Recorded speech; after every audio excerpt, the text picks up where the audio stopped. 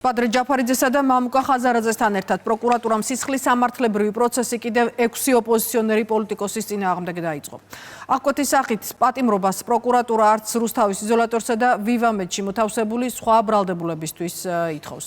მიხეილ სააკაშვილის, ნიკა გვარამიას, ნიკა მელიას, ზურაბ ჯაფარიძის, სელენე ხოშტარიასა და გიორგი ვაშაძის ადვოკატებს საქმის მასალები დღეს უნდა გადაეცეთ. საქმე ეხება საბოტაჟის, უცხო ქვეყნის სასარგებლოდ მუშაობისა და კონსტიტუციური წესრიგის ძალადობრივი გზით შეცვლის მოწოდების საქმეზე, რომელიც პროკურატურის მტკიცებით უკრაინაში რუსეთის აგრესიის დაწყების პარალელურად მიმდინარეობდა. ბრალის დამტკიცების შემთხვევაში ბრალდებულებს რამდენიმე წლიანი პატიმრობა ელით. პროცესს პოლიტიკურად მოტივირებულად მიიჩნევენ ოპოზიციაში.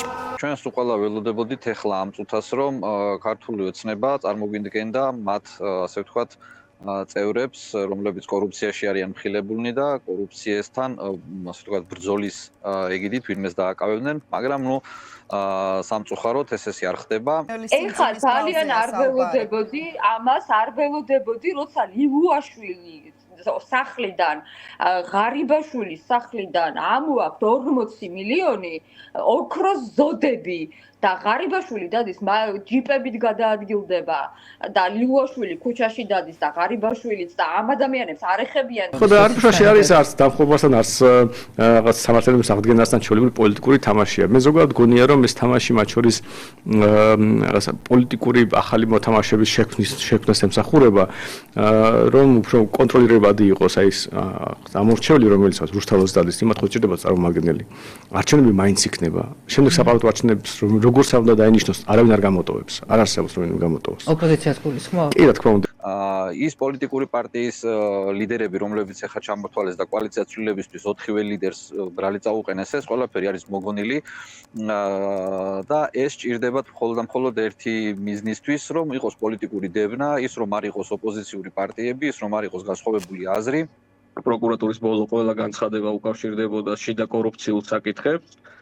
ქართული ოცნების ერთი ფრაქცია მეორე ფრაქციის მიმართ ასევე 30-იანი წლების სტილში აკეთებდა წმენდას და როგორც ჩანს გაზომეს მათ საკუთარი რეიტინგი, აღმოაჩინეს უკმაყოფილება საკუთარ მხარდამჭერებში და ეხლა ეს რაღაცა ახალი სურათი შექმნეს იმისთვის, რომ გარკვეული სიმშვიდე შეიტანონ საკუთარ მხარდამჭერებში და უთხრან, რომ აი ჩვენ ძველ ესე იგი იმას ვაგრძელებთ ნაცების წყალებში და კოლექტიური ნაციონალური მოძრაობის დევნას. ივანიშვილს დიახ, ძალიან ეშინია შიდა ერთიანობის, შიდა პროტესტის, მათ შორის იმ პოლიტიკოსების მიმართ დამატებითი ბრალის წარდგენა, რომლებიც უკვე საპყრობილეში იმყოფებიან და რომელთა გამოსვლის მოლოდინი საზოგადოებაში იყო, იქნება ეს ზურა ჯაფარიძე თუ ნიკა გვარამია თუ ელენე ხოშტარია თუ სხვები.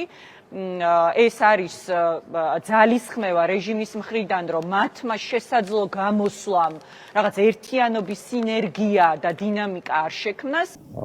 არის მოსაზრება საკმაოდ საფუძვლიანი იმის შესახებ, რომ ეს შეიძლება იყოს მორიგი მცდელობა ნაციონალური მოძრაობისგან ტრის ხატის და საფრთხობელას შექმნით. ნაციონალურ მოძრაობას როგორც საკუთარ სუდ მმართველობაზე გაცილებით უარეს ალტერნატივად სთავაზობს საზოგადოებას და საზოგადოება როგორც კი საკითხი დგება არჩევანის გაკეთების, რა ჯობს ცუდი ოცნება თუ გაცილებით უარესი ნაციონალური მოძრაობა, საზოგადოება არჩევანს ყოველთვის აკეთებს ცუდი ოცნების სასარგებლოდ. თქვენ ამბობთ, რომ მრავალწლიანი პატიმრობაზე საუბარი. ამიტომ ამბობთ, რომ უნდა დაველოდოთ. და მას შემდეგ ვისაუბროთ ამაზე, როდესაც გვეცოდინება რეალურად ვის რა პატიმრობა ელოდება.